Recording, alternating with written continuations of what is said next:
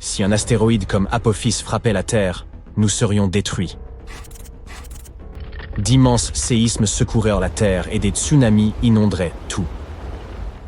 Apophis, un corps céleste vieux de plusieurs milliards d'années, est présent dans le système solaire depuis sa création. Vous vous demandez sans doute quelle est la probabilité que ce gigantesque caillou entre en collision avec notre planète en 2029 ? Eh bien, nous allons voir ça, d'accord ? Apophis est un énorme astéroïde découvert en 2004 par l'Observatoire national de Kitt Peak en Arizona. Depuis, on dit de lui qu'il est l'un des astéroïdes les plus dangereux jamais localisés. Il fait environ 330 mètres de large. C'est un peu plus grand que l'Empire State Building ou la Tour Eiffel. C'est parce qu'il fait si peur qu'on l'a baptisé Apophis, du nom de la créature immortelle égyptienne qui apportait l'obscurité éternelle et la destruction. En 2021, les chercheurs ont eu l'occasion exceptionnelle d'étudier ce rocher flottant lorsqu'il est passé près de notre planète. Nous y reviendrons dans une minute. Certains scientifiques disent qu'il y a 2,7% de chances qu'Apophis frappe la Terre le vendredi 13 avril 2029. Ce serait l'effet Yarkovsky qui serait en cause, car il pousserait ce gros rocher spatial vers la Terre. Cet effet provient de l'émission inégale de photons thermiques, dont le résultat est une force inimaginable s'exerçant sur l'objet touché. Ces photons exercent une poussée immense et jouent un rôle essentiel dans la dynamique du corps en question. L'astéroïde possède deux faces, une sombre et une claire, tout comme la Lune. La face claire est tournée vers le Soleil et est plus chaude que la face sombre. Mais l'objet tourne lui-même, de sorte que ses faces changent constamment de direction et de température. Ces changements n'ont rien de bon, car ils poussent légèrement Apophis vers la Terre.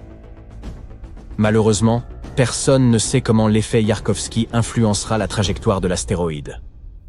D'autre part, lors du dernier passage de l'astéroïde près de la Terre en 2021, les astronomes ont utilisé des radars pour prendre des mesures précises de sa trajectoire, et ils ont pu conclure qu'Apophis passera à environ 3000 km de la Terre en 2029, et ne nous dérangera plus pendant au moins 100 ans.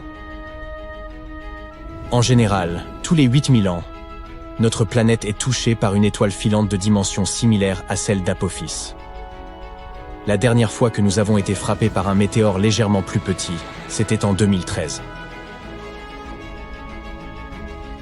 Un nouvel engin spatial développé par la NASA, appelé OSIRIS-REx, a été lancé en 2016 pour collecter des échantillons sur un autre corps céleste légèrement moins terrifiant, Bennu.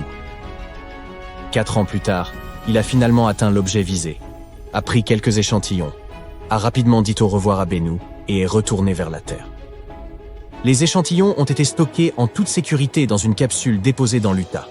Jusqu'à présent, il s'agit de l'échantillon le plus significatif jamais prélevé sur un astéroïde. Après sa livraison, le vaisseau n'a pas perdu de temps et s'est lancé à la poursuite d'Apophis. Pour cette mission, OSIRIS-REx a été renommé OSIRIS-APEX et il joue actuellement à chatte avec Apophis.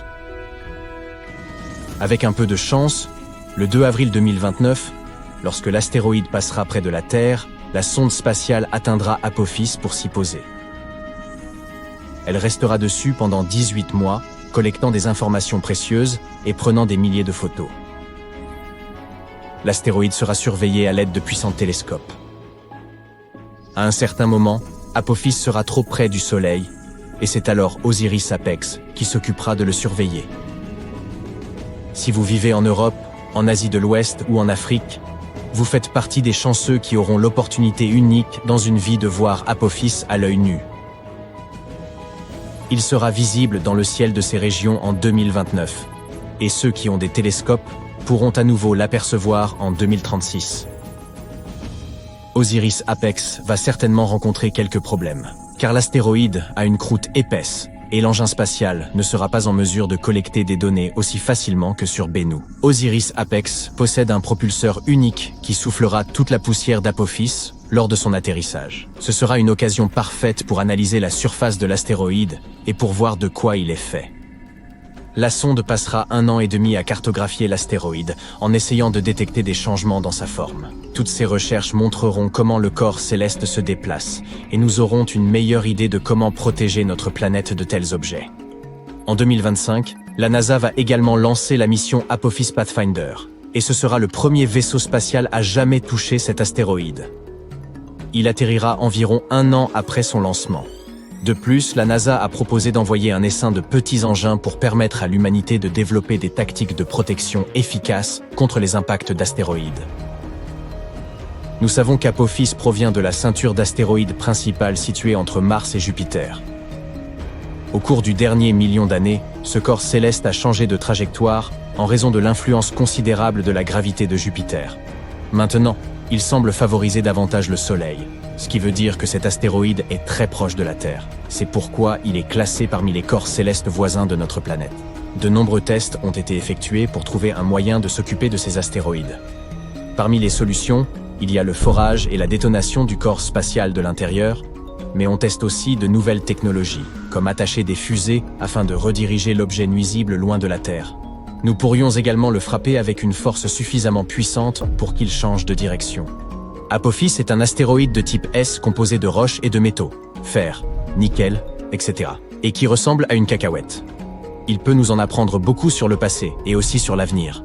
Les échantillons recueillis peuvent nous révéler comment la vie sur Terre a commencé et comment les plantes sont apparues. De nombreuses théories nous suggèrent que l'eau est arrivée sur notre planète grâce à un astéroïde ou une comète. Les astéroïdes sont comme de précieuses capsules temporelles. Contrairement aux roches terriennes, qui ont subi d'innombrables changements, comme l'érosion, la plupart des corps célestes sont intacts et beaucoup plus faciles à étudier. Quand des météores tombent sur Terre, ils sont recouverts de débris impossibles à nettoyer. Voilà pourquoi il est si important d'étudier Apophis dès maintenant. De plus, certains astéroïdes sont faits de métaux précieux, comme le platine. En ce moment, nous avons une forte demande en métaux destinés à l'industrie, et l'exploitation minière sur Terre est assez difficile. Un seul grand météore pourrait nous fournir en fer, en nickel, en or et en platine pour des millions d'années. Si Apophis contient tous ces métaux, il nous faudra le décomposer et le ramener sur Terre. Un seul astéroïde pourrait valoir des milliards de dollars. L'exploitation minière spatiale serait alors extrêmement rentable. Pourtant, cela nous coûterait plus cher de le ramener sur Terre que d'extraire ces matériaux ici. Avec le progrès technologique et le développement de nouveaux types de fusées, ce sera peut-être un jour possible. Donc, même si nous n'avons rien à craindre d'Apophis pendant encore une centaine d'années, il nous faut quand même savoir ce qui se passerait si un tel impact se produisait. Allez, avouez-le, vous voulez savoir. Eh bien, laissez-moi vous dire que vous entendriez un énorme bruit et que vous sauriez qu'une catastrophe est arrivée même à des kilomètres de distance. Il vous faudrait partir de chez vous immédiatement. Peu après l'impact, de violents séismes se produiraient et les immeubles tomberaient comme d'eux-mêmes. Se tenir à l'écart des villes serait probablement la meilleure chose à faire. Mais il ne faudrait pas fuir en voiture. Il y aurait d'énormes embouteillages et tout le monde paniquerait. Vous déplacer à pied ou à vélo serait votre meilleure option dans ce scénario. Un moyen de transport privilégié serait l'avion. Du coup, si vous avez toujours rêvé d'obtenir votre brevet de pilote, vous avez maintenant une bonne excuse. Il vous faudrait aussi prendre de quoi manger et de quoi boire, et une paire de chaussettes en plus. Vivre près de l'océan ou de la mer est agréable. Mais dans ce scénario, il n'y aurait pas pire endroit. D'énormes vagues frapperaient en effet les côtes après l'impact. Loin de la zone d'impact, les tsunamis pourraient en prendre jusqu'à 30 heures pour arriver. Ça vous laisserait un peu de temps pour vous préparer. Nous venons de repérer un astéroïde si massif que son impact pourrait anéantir un continent entier. Il file à une vitesse presque record. Mais ce qui inquiète vraiment, c'est qu'il joue à cache-cache avec nos instruments. Il peut se glisser dans l'éclat éblouissant du soleil et disparaître. Et oui, cela vient encore de se produire. Il s'est volatilisé. Quand nous le reverrons, aurons-nous le temps de nous préparer? Ou sera-t-il déjà trop tard pour l'humanité? Ça y est, j'ai votre attention? Merci.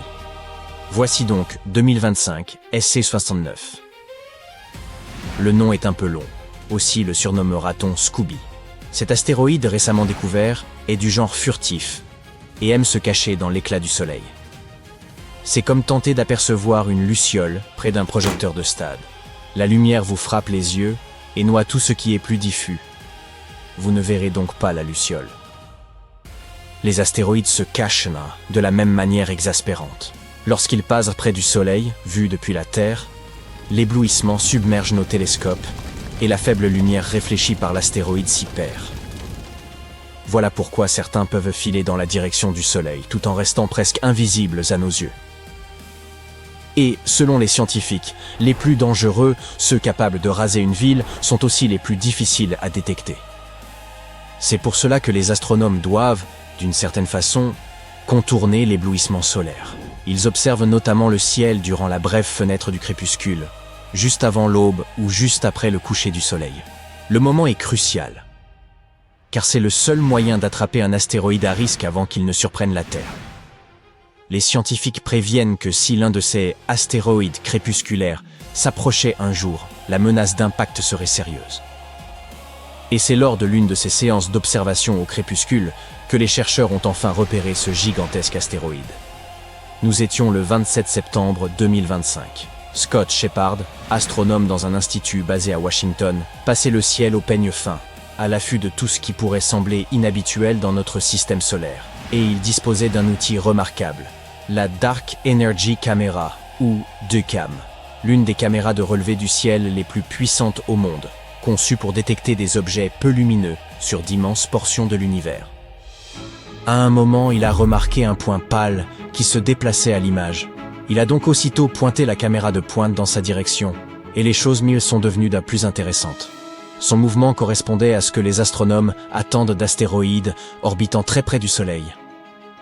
Puis des observations de suivi avec les télescopes Gemini et Magellan ont confirmé la découverte. Oui, c'était bien un astéroïde, et il présentait deux particularités assez étonnantes. D'abord, il est rapide, très rapide même. En réalité, il possède la seconde orbite d'astéroïde la plus rapide connue dans le système solaire. Il boucle un tour complet autour du Soleil tous les 128 jours. À titre de comparaison, Mercure, la planète la plus proche du Soleil, met 88 jours pour accomplir une révolution.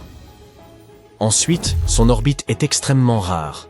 Il n'est que le deuxième objet connu à demeurer entièrement à l'intérieur de l'orbite de Vénus. Cela le classe aussi dans l'un des groupes d'astéroïdes les plus rares. Les astéroïdes Atira, dont les trajectoires restent complètement à l'intérieur de l'orbite terrestre.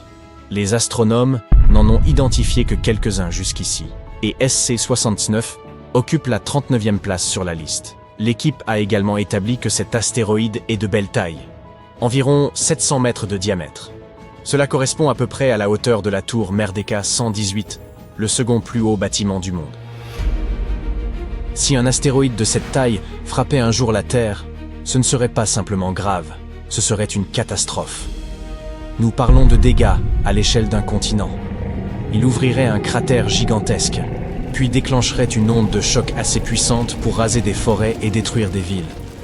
Des ondes sismiques parcourraient la croûte terrestre, provoquant des séismes de magnitude 7,4 environ. Et l'on pourrait encore les ressentir à près de 500 km du point d'impact. Et ce ne serait pas fini. Une violente surpression atmosphérique se propagerait, brisant des vitres à plus de 1600 km. Puis viendrait l'après-coup. Poussière et débris projetés dans l'atmosphère pourraient bloquer une partie de la lumière du soleil et perturber le climat. Je sais, il y a bien là de quoi s'inquiéter. Mais rassurez-vous, heureusement, SC79 ne fera rien de tel, car il n'est pas sur une trajectoire de collision avec la Terre. Pour l'instant, les calculs indiquent qu'il ne passera pas près de notre planète. Du moins, pas de sitôt. Il reste pourtant beaucoup à apprendre sur cet astéroïde, mais les études complémentaires devront attendre. Pour l'instant, il a disparu derrière le Soleil et n'est plus visible. Lorsqu'il réapparaîtra, les astronomes l'examineront de plus près et tenteront d'en savoir davantage sur sa composition. C'est un point crucial, car cet astéroïde survit d'une manière ou d'une autre, tout en orbitant si près de la chaleur implacable du Soleil. Le fait est que cet astéroïde s'approche énormément du Soleil. À son point le plus proche, il reçoit presque 6 fois l'ensoleillement de la Terre. À cette distance, sa surface peut atteindre environ 600 degrés Celsius. Ce que les scientifiques ne savent pas encore, c'est comment un rocher aussi massif peut être chauffé encore et encore, sans se disloquer. Et il y a 2 autres points que les astronomes veulent vérifier lorsqu'il reviendra dans notre champ de vision, la vitesse à laquelle il tourne et son éclat apparent. Par éclat, j'entends la quantité de lumière solaire qu'il réfléchit, car les astéroïdes ne produisent pas leur propre lumière. Ce sont simplement de gros blocs de roche qui brillent en renvoyant vers nous la lumière du Soleil. Quoi qu'il en soit, ces indices peuvent aider les scientifiques à déterminer de quoi est fait Scooby. Une hypothèse est que cet astéroïde contienne beaucoup de métal dense, ce qui expliquerait comment il supporte la chaleur brutale du Soleil. Et si cela se confirmait, il pourrait être un vestige de l'époque où le système solaire était en formation. Ou alors, il s'est peut-être rapproché peu à peu du Soleil parce que la gravité de Vénus et de Mercure l'a doucement attiré, encore et encore, pendant des millions d'années. Bien que SC79 ne représente pas un réel danger pour nous, et que nous ayons encore beaucoup à apprendre à son sujet, le simple fait de l'avoir découvert est déjà important. Cela nous rappelle que de grands astéroïdes peuvent nous échapper. Ainsi, même dans notre propre voisinage cosmique, il existe encore des angles morts où de gros objets peuvent rester dissimulés jusqu'à ce que le bon moment du crépuscule les révèle. Et à mesure que nos outils de détection progressent, nous découvrons toujours plus d'astéroïdes. À ce jour, les chercheurs en ont identifié plus d'1 million dans le système solaire. Ils se déclinent dans toutes les tailles. Des géants comme Vesta, larges d'environ 530 km, jusqu'à des rochers plus petits qu'une maison. Parmi tous les astéroïdes connus, environ 40 000 sont ce qu'on appelle des astéroïdes géocroiseurs, ou NEA. Cela signifie simplement que leurs orbites les amènent près de notre région. Techniquement, leur point le plus proche du Soleil est inférieur à 1,3 fois la distance Terre-Soleil. C'est assez proche pour que les équipes de défense planétaire les surveillent attentivement. Et c'est précisément pour cela que nous pouvons nous détendre. Personne n'a besoin de perdre le sommeil en imaginant un astéroïde frapper notre planète. Chaque fois que des scientifiques découvrent un nouvel objet qui passe près de la Terre, ils le suivent et entament aussitôt les calculs. Puis, ils déterminent sa trajectoire sur les années, les décennies, voire les siècles à venir. Et ce n'est pas fait au hasard. Les systèmes automatisés de la NASA, comme Sentry, passent constamment en revue le catalogue d'astéroïdes et évaluent si l'un d'eux a ne serait-ce qu'une petite chance de toucher la Terre au cours des 100 prochaines années. Si quelque chose semble risqué, il remonte en tête de la liste de surveillance et fait l'objet d'un suivi rigoureux. Alors oui, il existe presque 2000 astéroïdes proches de la Terre qui ont, techniquement, une chance de nous atteindre dans les 100 prochaines années. Mais inutile de paniquer. La plupart sont petits et inoffensifs, comme moi, et leur probabilité d'impact reste en général bien en dessous d'1%. Vous voyez pourquoi je disais qu'il ne fallait pas trop s'inquiéter? Parfait. Maintenant, dormez bien.